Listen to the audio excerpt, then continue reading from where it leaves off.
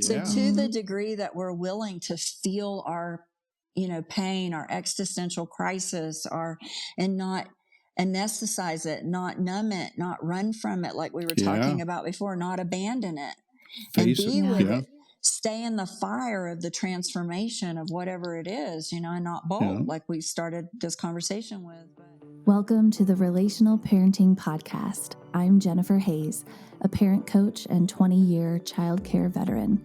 Each week, I sit down with my own father, Rick Hayes, and discuss the complicated issues that parents face today, as well as some of the oldest questions in the book. From the latest research and the framework of my relational parenting method, we offer thought-provoking solutions to your deepest parenting struggles.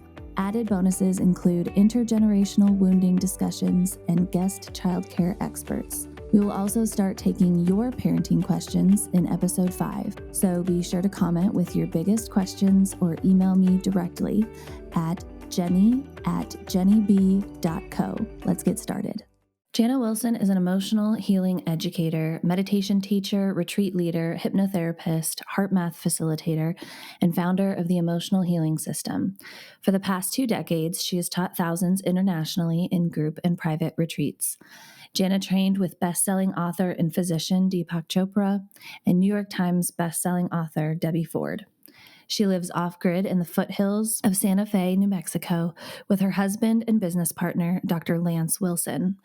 When she is not guiding clients to heal, she enjoys hiking, yoga, and watching documentaries. It's been a couple of weeks. Welcome back, everybody, to the Relational Parenting Podcast, and welcome, Jana Wilson. Thank you so much for being here today. Oh, thanks, Jeannie, for having me and Rick.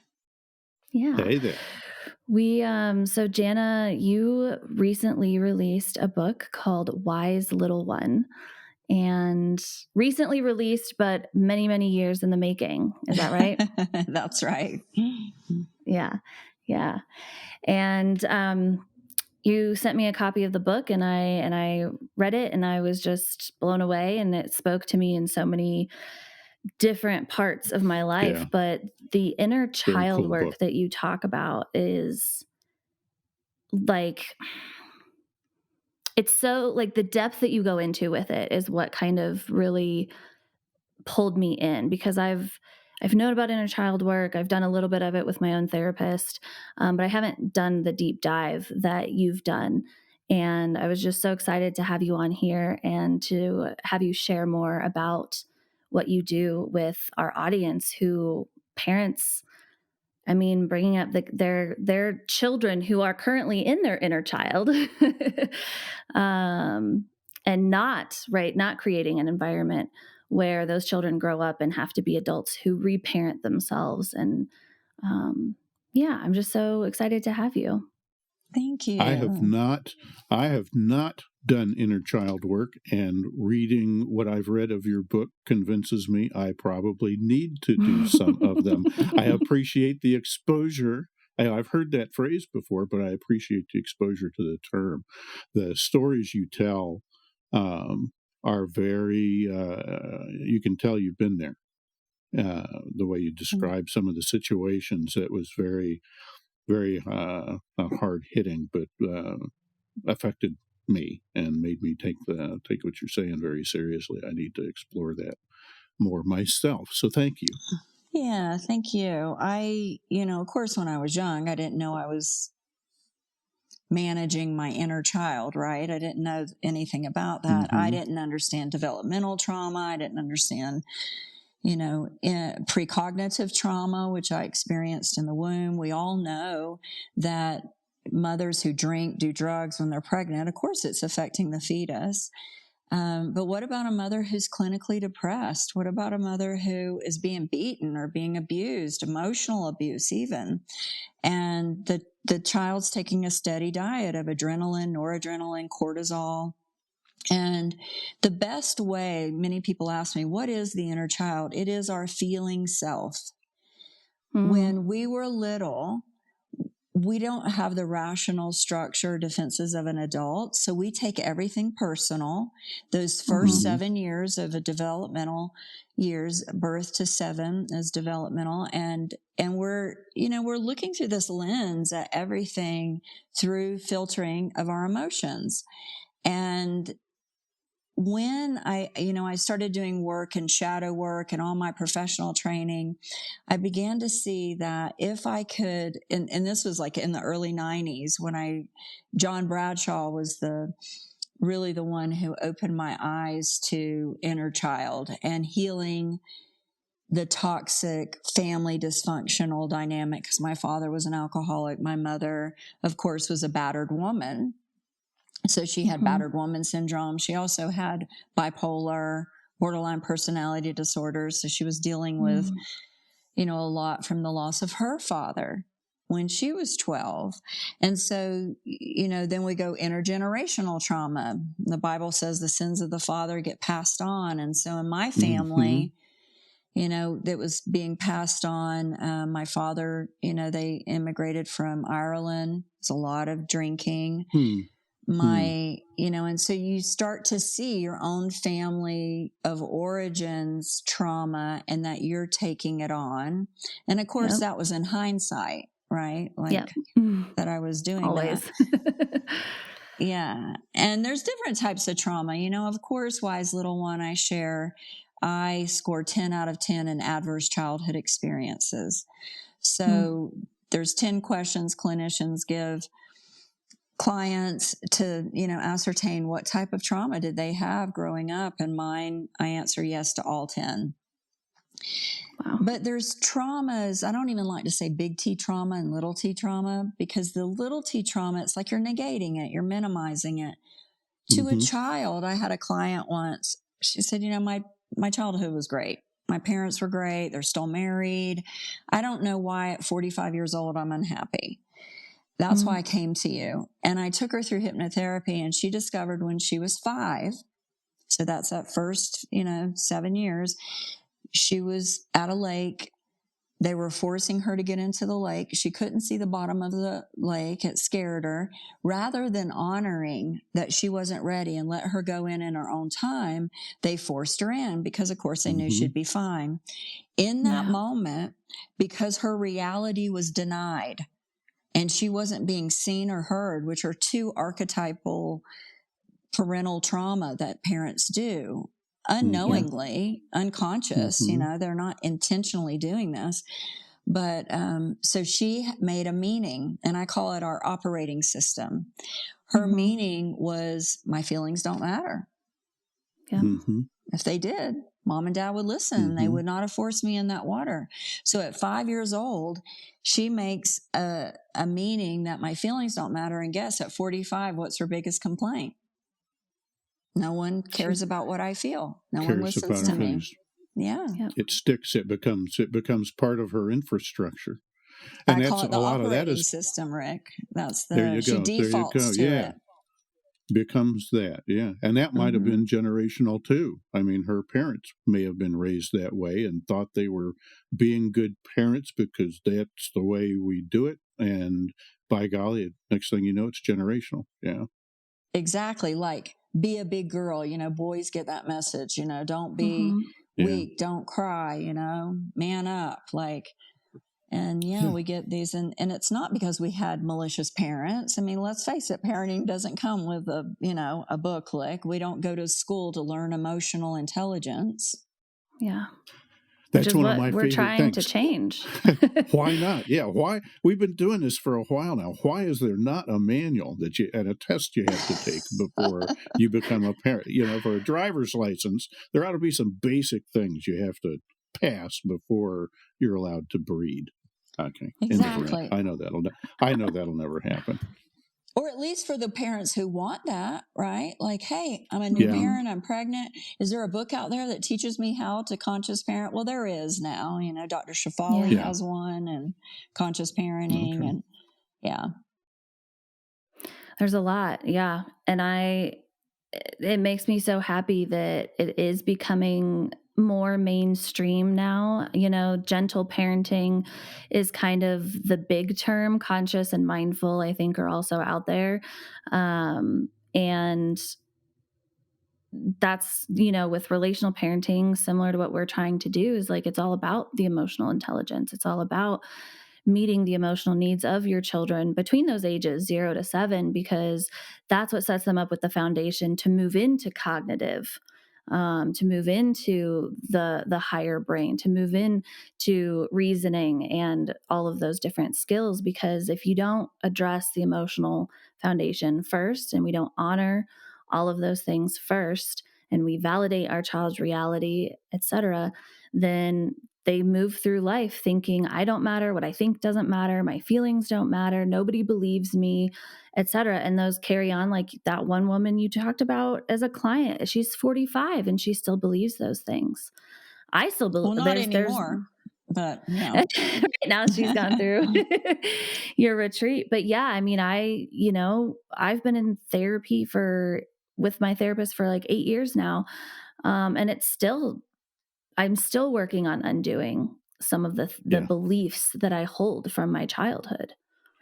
Yeah. Mm-hmm. Yeah. Early in your book, you said you had a lot of heartbreaking days and then weeks of deeper healing. That's the thing that gets me about this is, you got to get people self-aware that people do have operating systems and there's that game going on at that level. And then once you have a realization, then it may take a while to process that.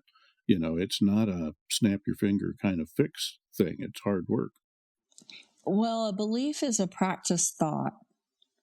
So when we were little, we began to practice thinking a thought over and over. And in her case, we'll use her as an example. My feelings don't matter. So then it anchors as a belief, her operating system. So no matter what she reads or what she does, that software of the book or the retreat or the what is won't sustain for long term until she practices daily thinking differently. So hers was, of course, if that's the false belief that my feelings don't matter, then what would the true belief be? Would my feelings matter? Now, she has to say that to herself every day, and then she's going to be presented with multiple opportunities to advocate for herself, right? To advocate for her inner child. Because in reparenting, what we're doing is we are stepping into being a healthy adult, not an adult child. And an adult child is, I'm 50 acting 5, right? Road rage, you see it. And so once we step into the role of becoming a healthy adult, then we realize there's certain feelings, and experiences that we had when we were little. And of course, they continue to happen and we get triggered, our buttons get pushed, we get emotionally charged. And, the key is to be childlike, not childish. Yeah. Right. Yeah. And so it's learning. What I teach is a 3-step process of reparenting. It's about intent. Like I have an intent to understand my feelings. I relate with my feelings like a little girl. So little Jana and I have a very close relationship because she trusts me. I listen to her. Of course, that is me, but it's my emotional self. It's not my physical self or my mental self or my spiritual self. It's my emotional self. And so I relate with like anxiety. Like, oh, little Jana, tell me what I'm doing or saying or watching on TV, or what am I doing that's creating anxiety for you? And then she'll say, well, you're watching too much about the war, or you're entertaining ideas of children, being hurt, and it's making me nervous and anxious, and I'm helpless over that. And, so then I'm like, I can see I'm doing that to you. I apologize, please forgive me.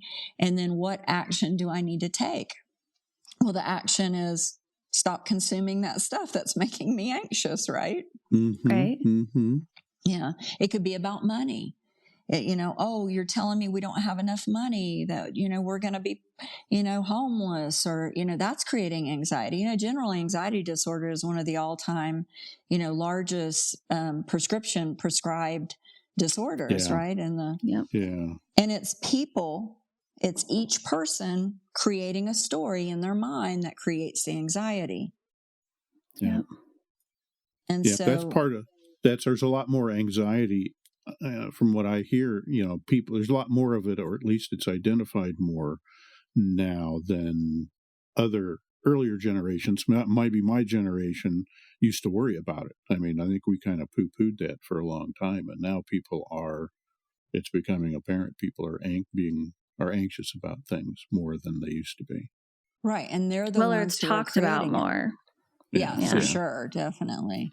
And even depression, what is depression? Look up the word. Depress means to push down. So if my little girl, my emotional self is feeling, anxious or fearful or something, and I'm saying, get over it. Just stop, Jana, like grow up, like stop feeling this way. That's like a little girl sitting here telling me I'm scared and me going, stop it. That's not very good parenting. Right. Yeah.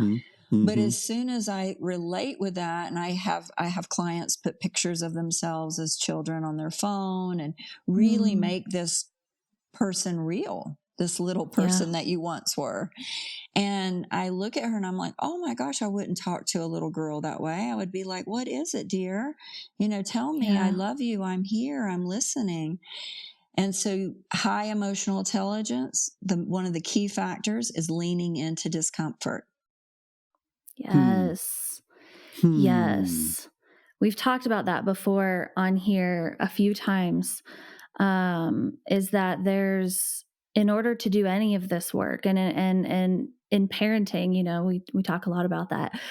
Like a lot of parenting is being willing to be in discomfort. Being in relationship, an intimate relationship of any kind, requires an ability to sit in discomfort and not freak out, not run away, not scream, not do all of these harmful things.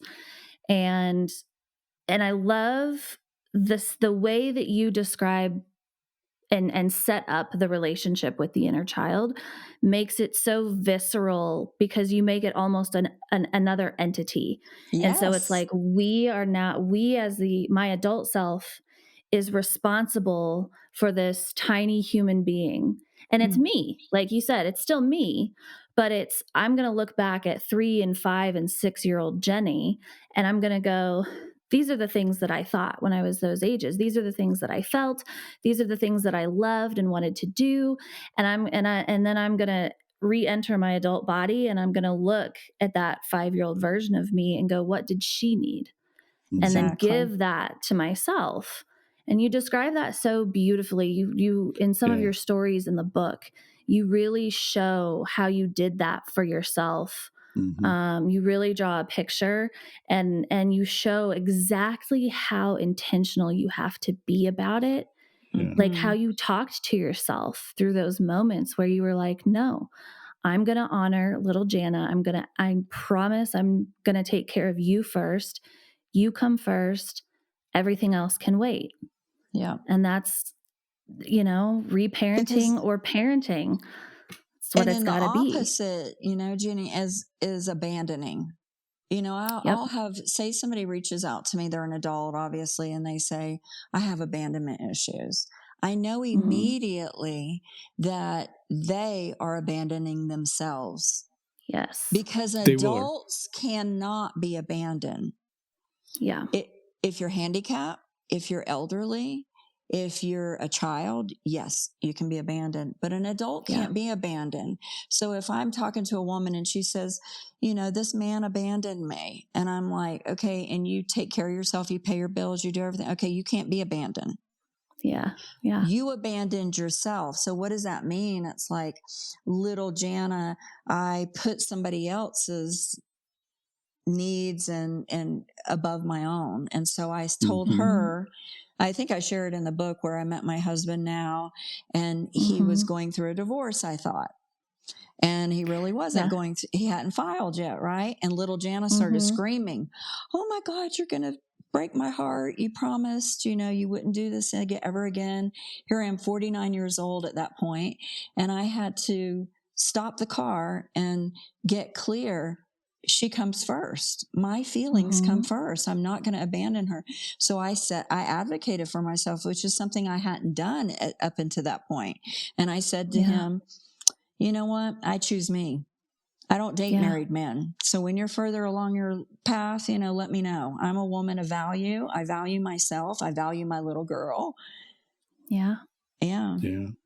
I love that story because when you read it, if you read that story in your book as a person who hasn't done any inner work, and coming from a woman's perspective, I've abandoned myself a million times in relationships to be something for someone else, and that relationship doesn't ever work out, right? Never works out. And then you end up 3 years down the road, heartbroken, wondering what happened.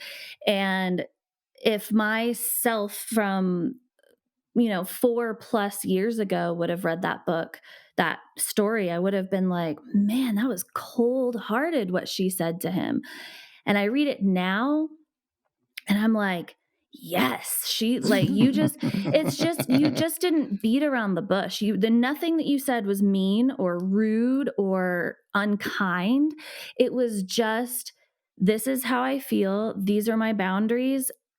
And that's how it's going to be. And you even said, if and when you're actually divorced or divorcing, give me a call. Yeah.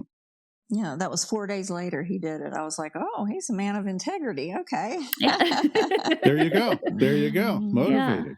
Yeah. I love the way you articulate it, Jana, that there's so many people out there that, they're suffering or uncomfortable in pain, and they're not aware that this can work like this. You articulate this and deconstruct it so well.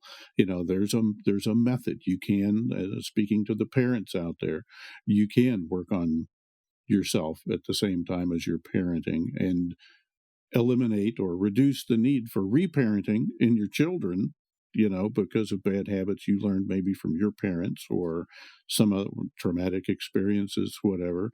But there are people out there, and a little bit of study on your own, you can go a long way towards doing this stuff. And of course, sure, what we're here to do is to get you exposed to people like Jana, who will, and Jenny, who can walk you through this, who have seen this before and can help you walk through it when you get stuck. Absolutely. Yeah. So we mentioned your book, Wise Little One, but you also have emotional healing retreats, correct? Mm-hmm. I do. Tell us more about that. Yeah. So I created, in doing my own healing work, which I had a lot to do, right? Because at a young age, I had to get to this place of how can I reconcile my childhood? Like I felt very victimized, it was hard to look back and see I was sexually molested by my father, by a cousin. I don't even put that in the book. I mean, there was traumas I kept out of the book. Okay. That's how many there were. It was like, how much can the reader handle, Yeah. And, so looking back at that, and of course, books would show up, teachers would show up, I'd be able to reframe it. And the biggest reframe for me was asking myself the question in my early 20s, what if I chose it? Like, what if my soul chose that mother, that father for this experience for something greater? Then wonder what that could be. Yeah. Now, once I reframed it, I started to feel very strong within. I was like, okay, well, only a strong soul would choose that life. Yeah. And so then I got really busy, right, about healing. I found a therapist. I began doing Course in Miracles. I started studying metaphysics. I found Unity Church, which helped me understand false beliefs. And, so everything, I started to really practice practical Christianity. Jesus left us with 2 commandments: love your neighbor as yourself. I didn't love myself. I've never been to a church where they taught me to love myself. They taught me to be selfless. Yeah. But I wanted to learn how to love myself. So go back in time. It's late 80s, early 90s. And there's not a lot out there. There's no internet or anything. And so I became a voracious, just really opening myself up. And of course, the book I talk about that book that fell off the bookcase when I was in San Francisco. That changed my life. They were talking about law of attraction in that book. It was copywritten in 1935. Yeah, it's been around a while. Yeah. And so I began to just, devour all of this. And I just became so excited about the possibility of being a cycle breaker. Like I had a baby, I was a new mother. I was a single mom. What if all of that happened for me, not to me? And if it happened for me, then what's the lesson? And as soon as I shifted that's when the teacher showed up. Deepak Chopra was my first teacher. I began to learn. Wayne Dyer was one of my first teachers, Marianne Williamson. So I was devouring all of this content. You were with the big names. Yeah. Well, I lived in South Florida. Wayne lived there. My sister, my daughter's father's sister, was his travel agent. So we went to a lot of events, and then I began to know him personally. Cool. And then, when Return to Love came out, eventually I ended up working with Debbie Ford and training with her and moved to California and learned all the shadow work. So I started to see Debbie taught shadow. Well, Deepak taught, more spirituality and meditation and things like that. And then consciousness. And then, each of my teachers was teaching something, but it wasn't a full system. And I was I want A to Z. If I were looking for healing, I wouldn't I started to realize after, 10 years in therapy, to a therapist to sit for 50 minutes or an hour, it never got me anywhere. It was top down, right? We just dealt with the issue that was right there present. It was no bottom, right? Yeah. It wasn't root cause therapy. I wanted to get to the nitty gritty. I wanted to get down to the root cause. And so then I became a hypnotherapist, and that really opened me up. That's when I started to see if we can bypass the conscious mind, this yak intellect, and we can get down deep and let go of the mind and get access to subconscious, memories would pop. And then those memories, with a good hypnotherapist, they could guide you to extract lessons from those experiences. That was a game changer. So then I started to see around, I launched my business in 2004. Around 2009, I was burnt out, and I was like, okay, I want to create an experience for someone that I would have wanted. Just tell me what to do. I know somebody knew. So I had done enough trainings and work at that point. So here's what I did. I said, there's foundation. What is the foundation? You can't build a house on shaky ground. So what's the foundation of an emotionally intelligent person? Self-awareness. Okay. How do we get self-awareness? We have to have mindfulness. We have to meditate. We have to have silence. Because when we were born, we were little human beings, and then we became human feelings and human thinkings in school, and then they pushed us out in the world and said, now go be a human doing. Wow, and I love that. We got a source, right? Human being, just being. So I became a meditation teacher. So that was a big piece. Let me teach people how to unwind the nervous system, regulate their nervous system, calm down. Be present. So my teacher, Eckhart Tolle, I trained with him. So it's all these, EST. Eckhart Tolle. Tolle? Is that the EST? Who am I thinking of? No, EST was done by Werner Erhard. So that's what Landmark is today. Okay. Yeah. Eckhart Tolle is a German man who wrote a book called The Power of Now. Okay. And A New Earth. And Oprah really took him to the next level 15 years ago or so. And he teaches all about just being present, like looking at a tree, and don't label it a tree, just be present. Don't label it. That's right. You're so fortunate to have run into these people. Well, it was my intent, right? Like my intent was there's people out there who know, go to them And I was lucky Yeah. that I was successful. My ex-husband and I had a successful business together that afforded me the luxury to be able to have the money to spend on all of this, right? Okay. All my Okay. trainings and all that. So Yeah. I saw, this emotional healing system, Jenny, is what I created. Okay. So foundation is consciousness, is everything. So you got to be mindful. You got to stand guard at the door of your mind, because if you don't master it, you'll be a slave to it. Yeah. Yeah. Yeah. Then I said, okay, people don't understand the psyche. And so let me teach the psyche. Let me teach them how your psyche is formed. It's formed with light and dark parts, like selfish and selfless, or loving and unloving, or we can't have one without the other. It's daylight right now. How do we know it's daylight? Because we've experienced darkness. Yeah. Very zen. If we never experienced darkness, we would just not probably even have a word for daylight, right? Right. It would just be. Exactly. And so we experience things through contrast. So that's when I did my training with shadow work and psychosynthesis. So I teach, a person, here is you. You were conditioned as a child and you were told, don't be selfish. Don't be too full of yourself. Don't be conceited. But children naturally are these qualities. And they're being told, don't be. And then we get middle-aged and we're like, who the hell am I? Because I've been told my whole life, put that part of your personality away. That's not good. Yeah. So I added that to the teaching, and then the reparenting. So we relate with these parts of ourselves, like, say you got a message as a child to perform, because we get conditioned one of two ways, through looks or performance. Mine was looks, beauty pageants. You got to be pretty, or your worth is defined by how you look. Some kids, my worth is defined by what grades I get, how I perform in sports, right?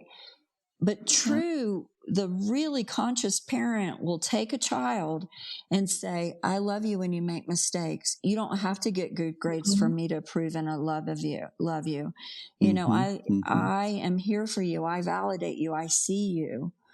And then that's intrinsic worth. Yes. Not extrinsic, right? I'm not looking out in the world like unconditional. Exactly. I have to make, a certain amount of money or look a certain way in order to be valuable. I'm valuable because I exist, because I'm breathing. I'm here. And when a child gets that message, it's a game changer, because I see it, with my grandson and my daughter, and my grandson's 7, and he is very emotionally intelligent. He advocates for his feelings. His feelings are respected. He's not, love isn't given if he does good. It's also given if he does bad or poorly. It's not based on these, polar opposites. It's just performance. Right. Or behavior shaping. Right. That's often where it comes from with parenting, is that we desire a certain behavior based on our beliefs of what, behavior should look like, society should look like. And so we reward or punish based on the child's behavior instead of looking at who they are and just celebrating them. Exactly. For that. It's interesting too, the way you were describing it. I got kind of talking about being valued for your judgment or your appearance or performance.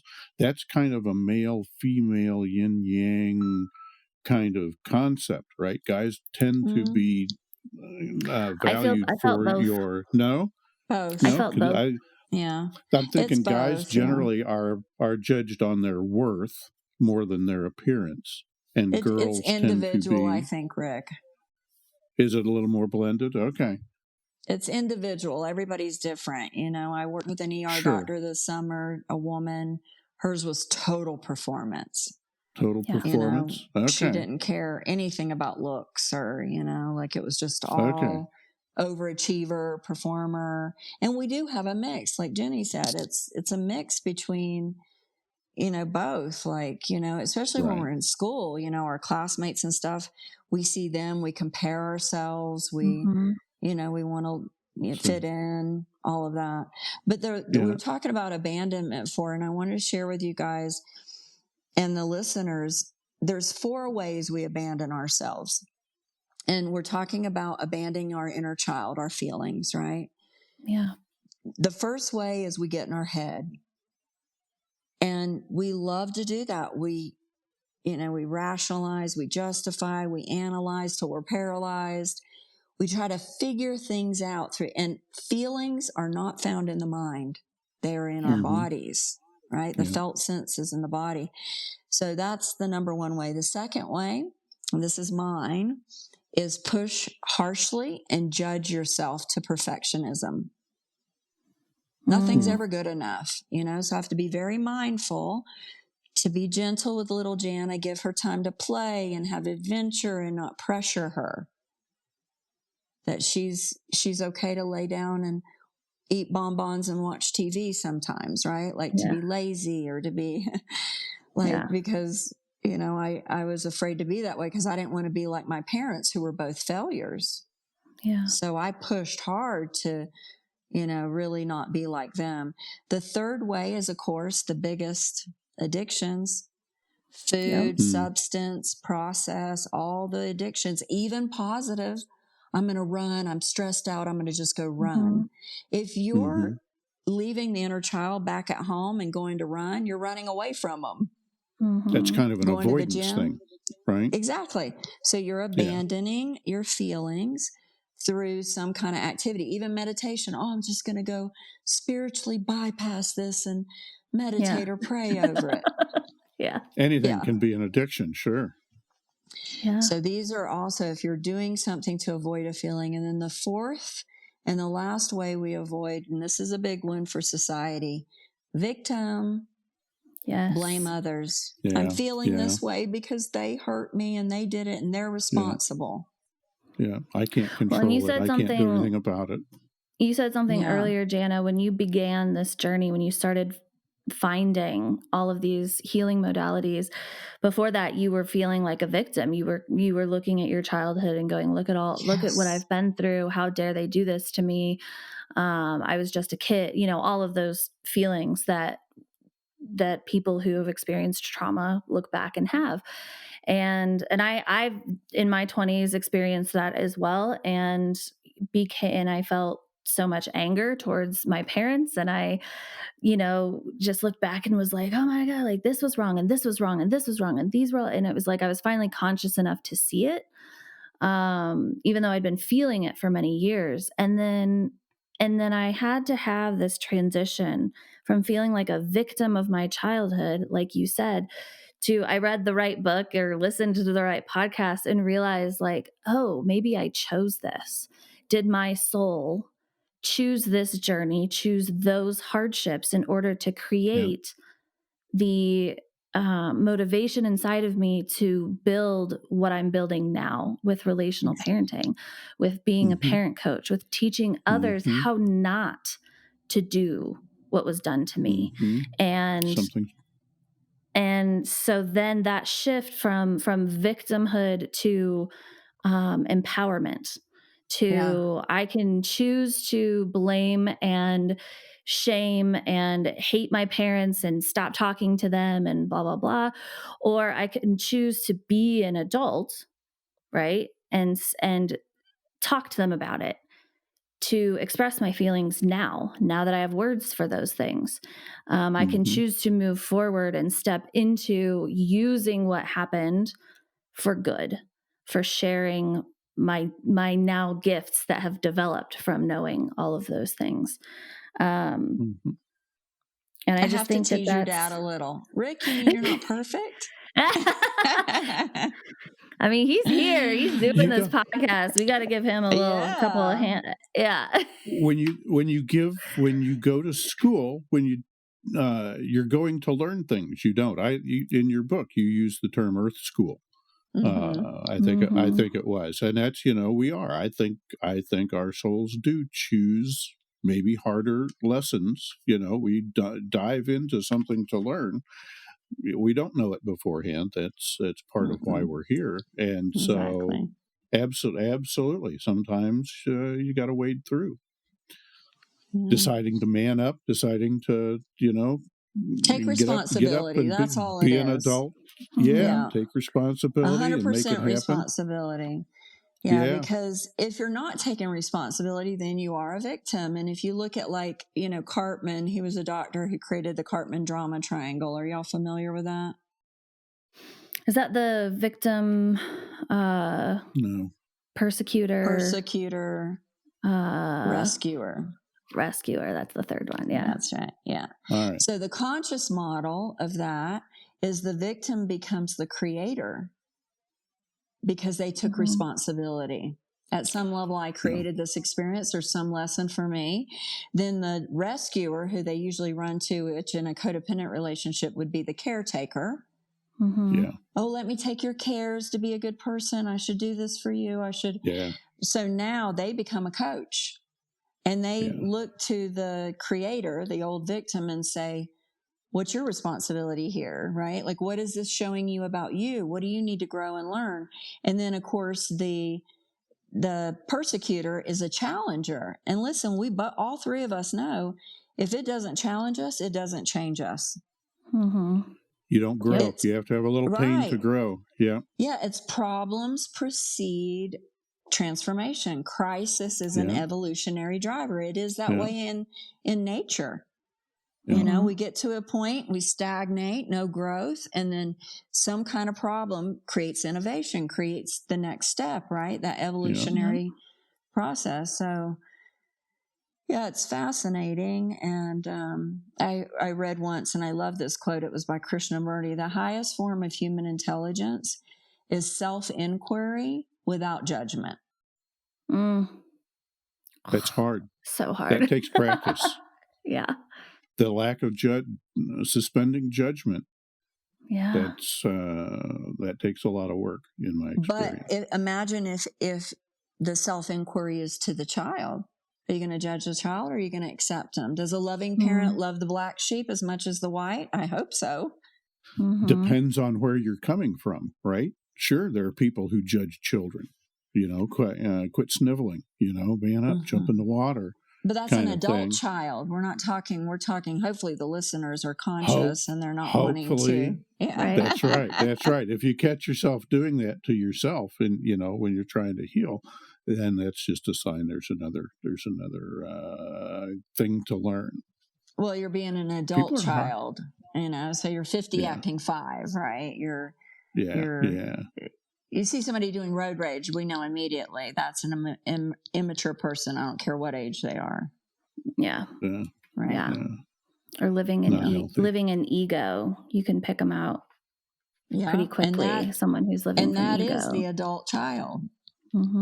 The ego, easing God out, right? Like erasing the divine out. Yeah. Yeah. Well, and it's that protective mechanism that's like, I equate the ego to fear. Fear.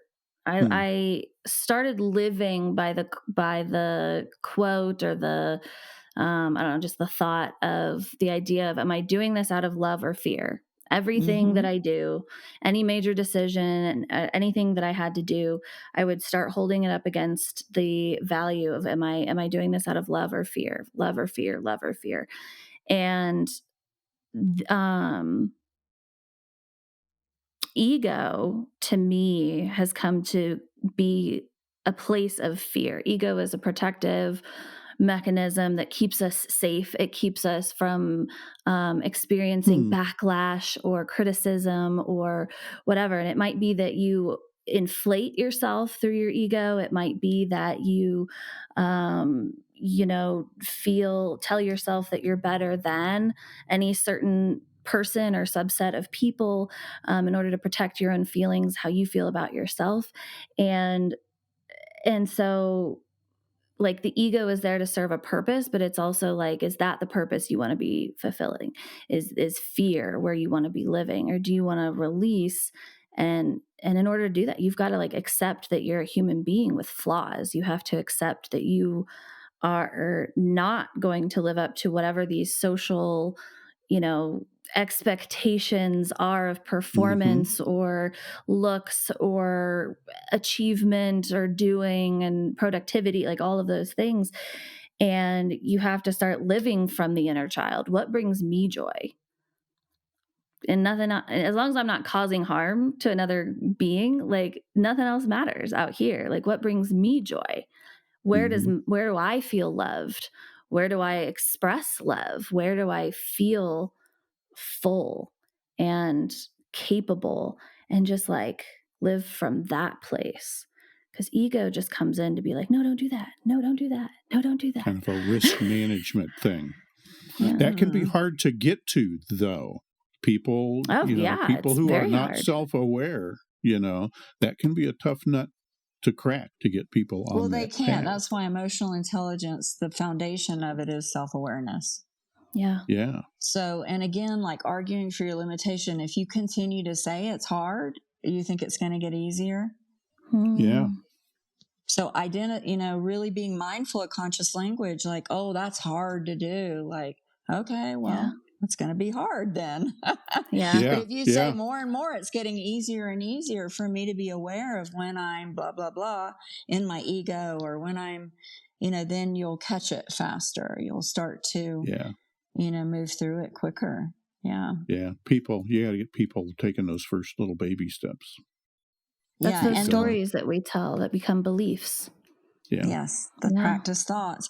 And then, in loving ourselves, like what I realized was, there's the Gary Chapman's 5 love languages.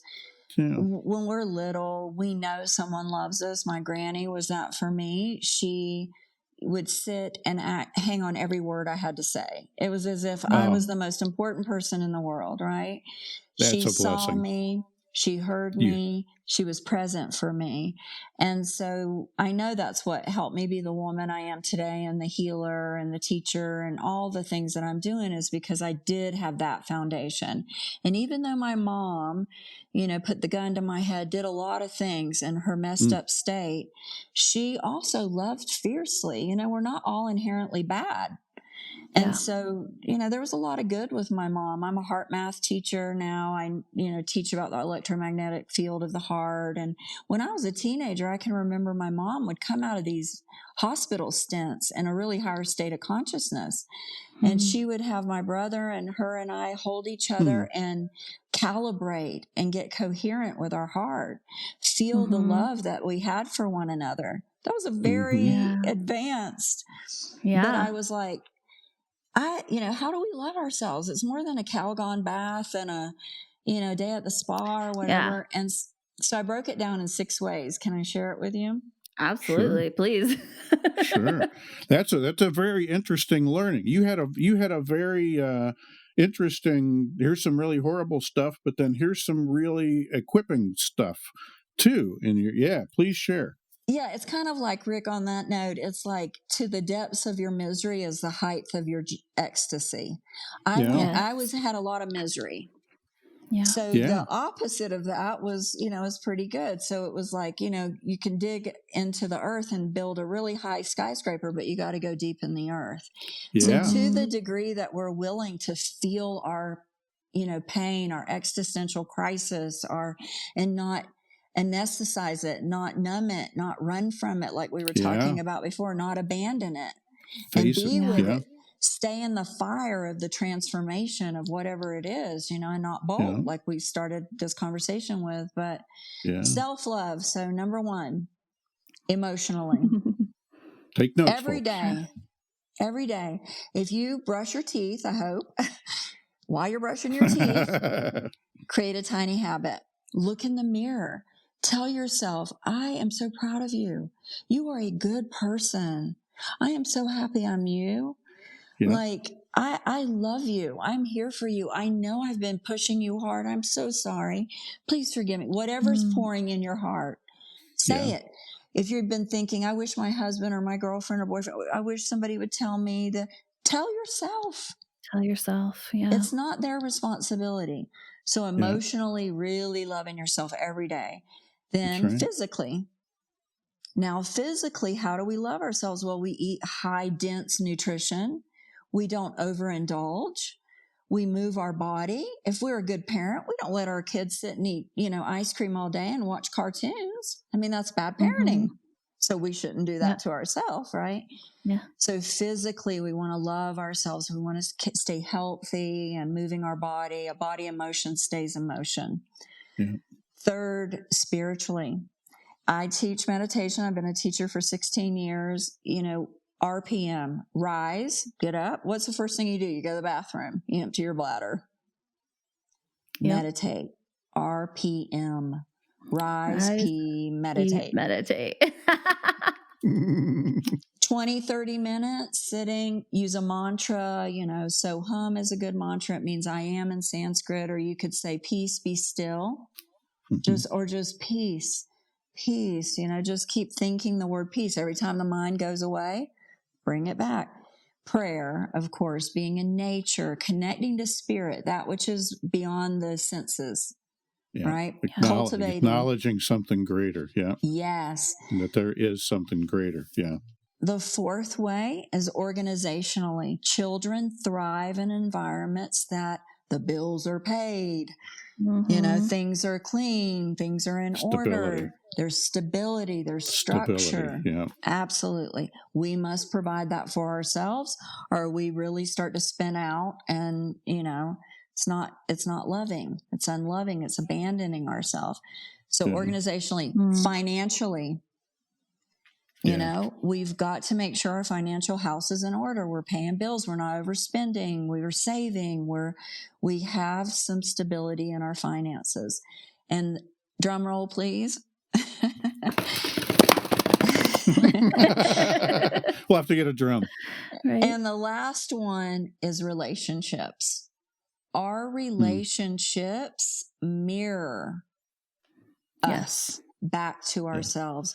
Yes, somebody calls me and they say, I'm in a relationship with this guy and he's emotionally abusive. I know immediately she's emotionally abusive to herself.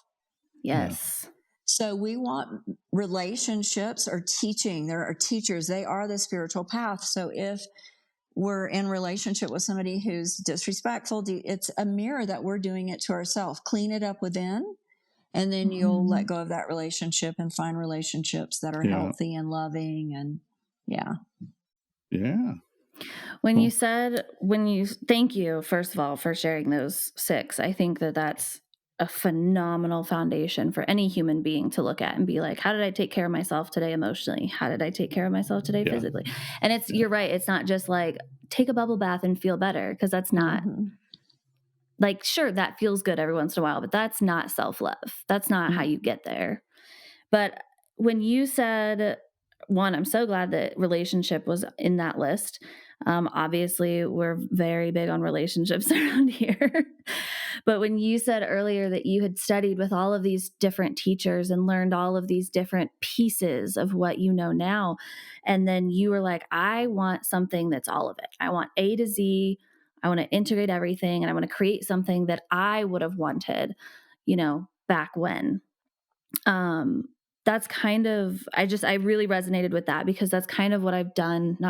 That's what I've done with relational parenting, is I've taken the last 20 years of raising other people's children, teaching other people's children, all of the books that I've read, all of the spiritual and the healing and all of the things that I've done, all the relational work that I have done in my adult life. And I was like, and I looked at the parenting models that are out there, and I was just like, something's missing. There's not, like, we need to put it all together. We need to put it all in one package and teach it, because you need each part. You can't just have one here and there in order to have like a really successful parenting journey and build a really successful relationship with children who grow into well-formed, well-rounded, healthy adults.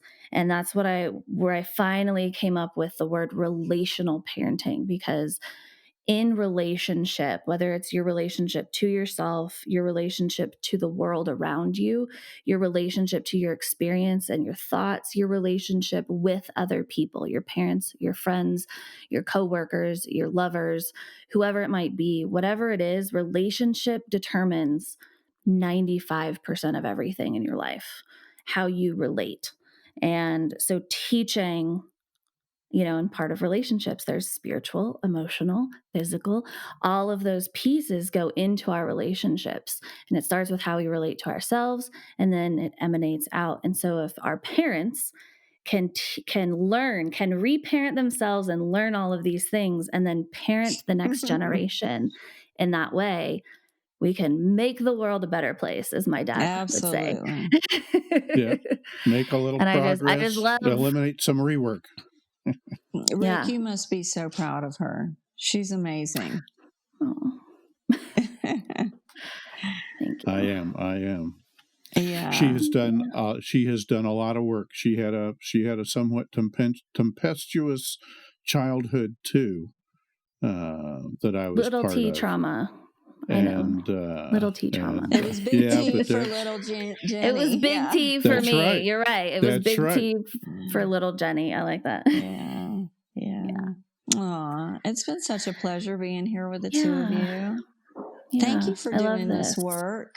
Thank you so much. I wish I would have had a father like you, Rick. I love my dad. He was a very broken man, but I did not get that. Yeah. I feel very lucky. I do. A lot of people, especially women that I know and I'm close to, have told me how rare my relationship with my dad is. And so I cherish it very much. We were always able to talk. Back to the relationship thing. And, it was not perfect and it may not have been pretty, but we worked through it. We were able to stick together, and we learned a few things and still are. And we are. I treasure Beautiful. our relationship. Because we're not perfect beings, but we're on the road. We're Wabi Sabi. That's the Japanese term for perfectly imperfect. Yeah. Wabi Sabi. I love that. I wrote that's one of my little things I wrote on a sticky note while I was reading it. I'll have to get I'll have to get a painting of that. Yeah. Yeah, a tattoo or something. No, on your head. Yeah. Well, pointing to your head. I'm sorry. Another his picture.